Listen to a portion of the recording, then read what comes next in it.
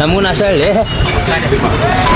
Hi friends, ಇವತ್ತು ನಾನು ready ಆಗುತ್ತೀವಿ. ನಮ್ಮ ಮನೆ ನಾಷ್ಟಾನು ರೆಡಿ ಆಗಿತ್ತೆ. ಹಂಗ ಪಟ್ಟ ನಾಷ್ಟ ಮಾಡಿ ನಾ ಬಂದೆ ಬಸ್ ಸ್ಟ್ಯಾಂಡ್ ಕಡೆ. ಅಷ್ಟೊತ್ತಿಗೆ ಬಸ್ಸು ಬಂತೆ. ಬಸ್ ಹತ್ತಿ ನಾ ಬಂದೆ ನಮ್ಮ ಕಾಲೇಜ್ ಕಡೆ. ನಮ್ಮ ಕಾಲೇಜ್ ಗ್ರೌಂಡ್ ಲೈಟಿಂಗ್ ಅದು ಹಾಕಿದ್ರೆ, ಯಾಕಂದ್ರೆ ಇಲ್ಲಿ ನಾಳೆ ಹುಬ್ಳಿಯ ಬಿಗ್ಗೆಸ್ಟ್ ದಾಂಡಿಯಾ ಇವೆಂಟ್ ಐತಿ. ನೀವು ಯಾರು ಬರೋರಿದ್ರೆ ಹಂಗ ಒಂದು ಕಮೆಂಟ್ ಮಾಡ್ರಿ. ಸರಿ ಬಿಡು.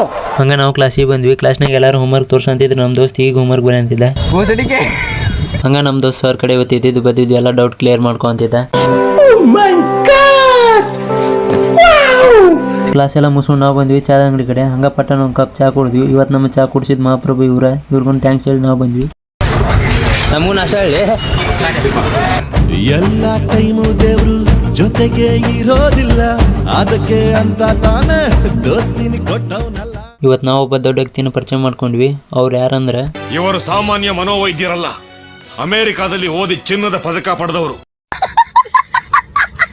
ಅಲ್ಲಿಂದ LIC ಆಫೀಸಿಗೆ ಹೋಗಿ ರೊಕ್ಕ ತುಂಬಿ ರಿಟರ್ನ್ ನಾವು ಬಂದ್ವಿ ಹೊಸೂರು ಕಡೆ. ಯಾಕಂದ್ರೆ ಇವತ್ತು ನಾವು ಕಂಪ್ಯೂಟರ್ ಡೆಮೋ ಕ್ಲಾಸಿಗೆ ಕುಂತಿದ್ವಿ. ಡೆಮೋ ಕ್ಲಾಸ್ ಎಲ್ಲ ಮುಗಿಸ್ಕೊಂಡು ರಿಟರ್ನ್ ನಾವು ಬಂದ್ವಿ ಹೊಸೂರು ಬಸ್ ಸ್ಟ್ಯಾಂಡ್ ಕಡೆ. ಅಷ್ಟೊತ್ತಿಗೆ ನಮ್ಮ 3 ಬಸ್ಸು ಬಂದು ನಿಂತಿತ್ತು. ಹಿಂಗಾಗಿ ನಾವು ಬಂದ್ವಿ ಮನೆ ಕಡೆ.